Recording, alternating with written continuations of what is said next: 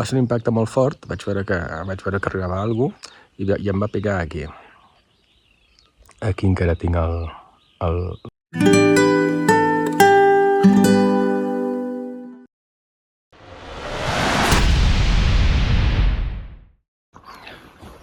Un dia, ahir, tot això estava emboirat, encara hi ha neu, encara tenen restes de neu.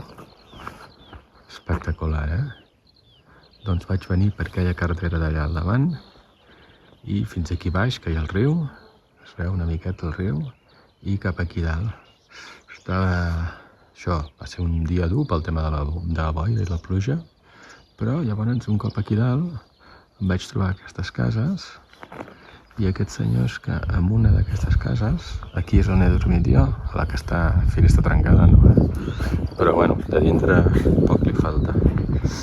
Aquests senyors en aquí doncs s'han muntat, tenen aquest pati com a pàrquing, allà tenen un restaurant que fa poc que l'han muntat, per dintre està molt ben acabat, i aquí tenen una cabana per una família, això és cafeteria, i això és el que diuen aquí a l'entrada posa hotel, però en veritablement això és un refugi per com està dintre, és un refugi de muntanya.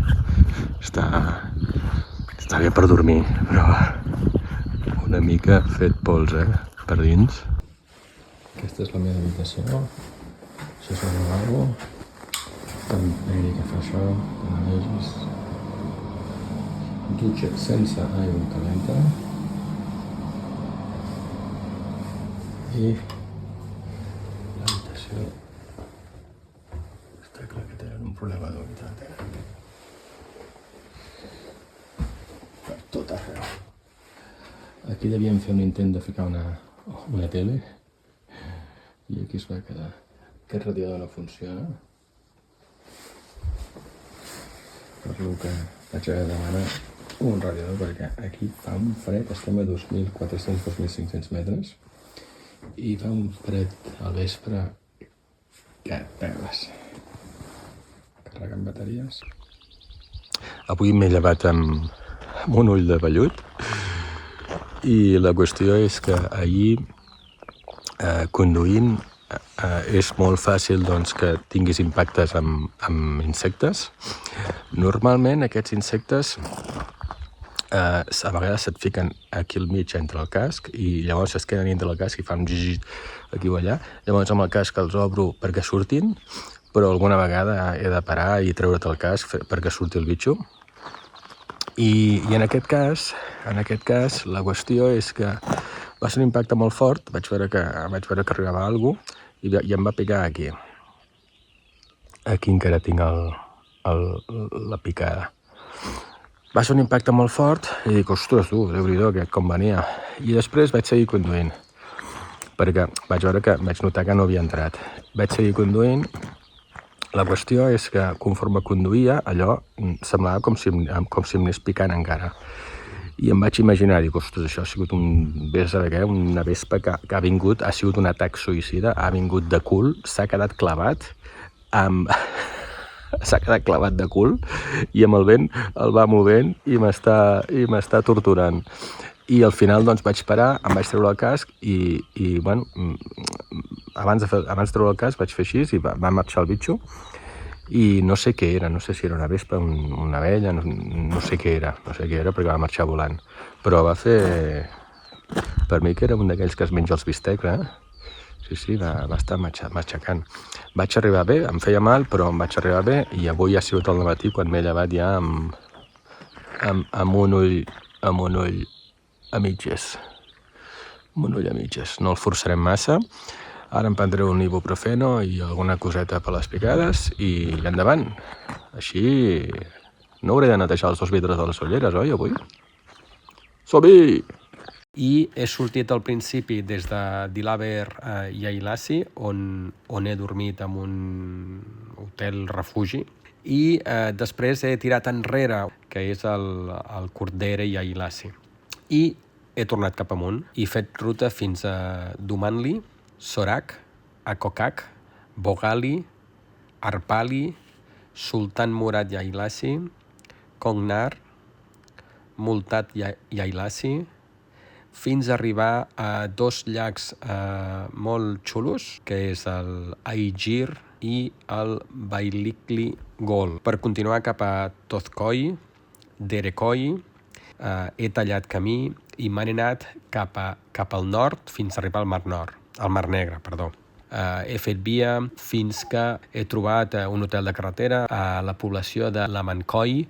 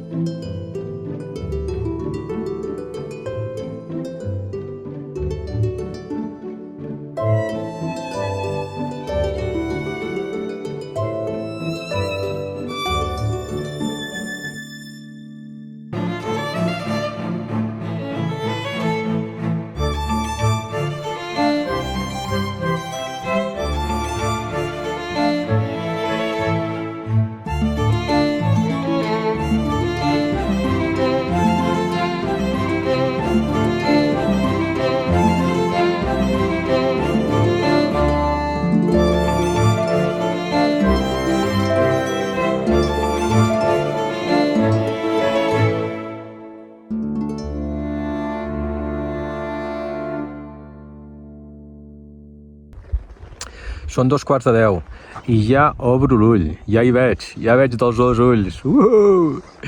I ja he fet uns bons quilòmetres i que guapo que és tot això.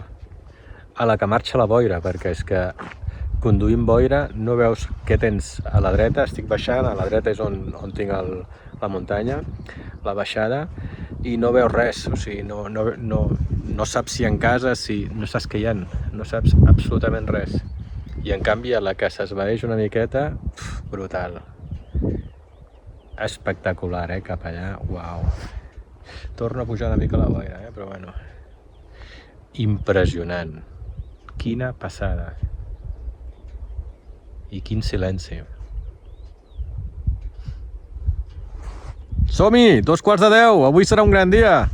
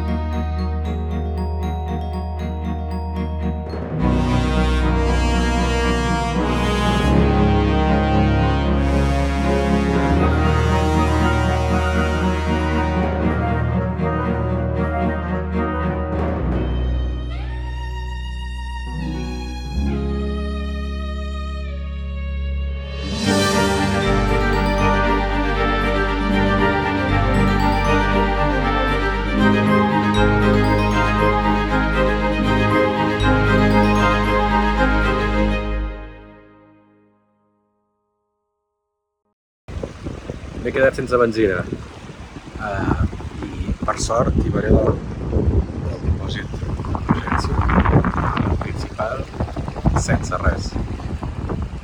Fico benzina, faig un traspàs i continuar.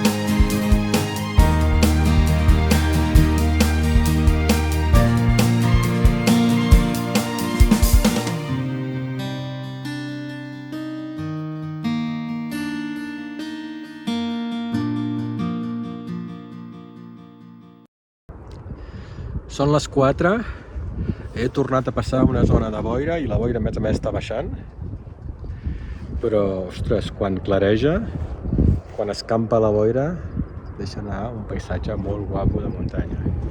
Que xulo. Bueno, estic com a uns 55-60 quilòmetres de completar la traça número 8. Després em queda la 9 i em quedarien uns quants quilòmetres per arribar a la frontera amb Geòrgia. Aviam què tal es presenta el dia, aviam com acabem avui i què tal es presenta el dia de demà. Som-hi, vinga, que ja ho tenim això!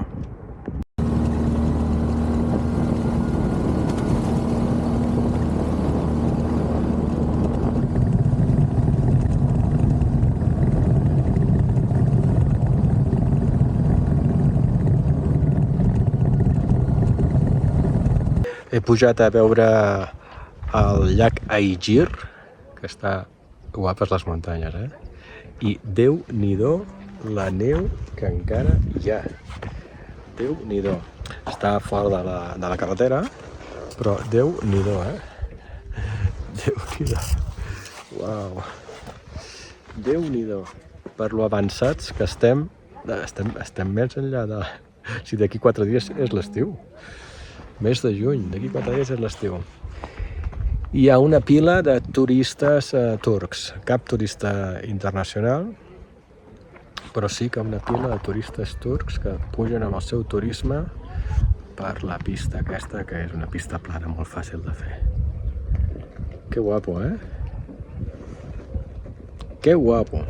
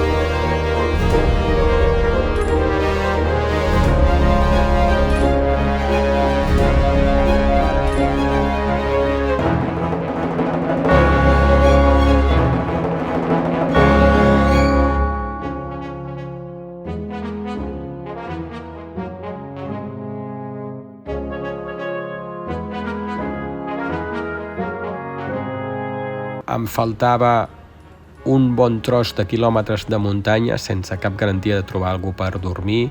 Faltava molt poc per fer-se de nit, boira, plovisquejava, per lo que he tallat camí i m'he anat cap al nord, o sigui, muntanya avall fins a arribar al Mar Negre.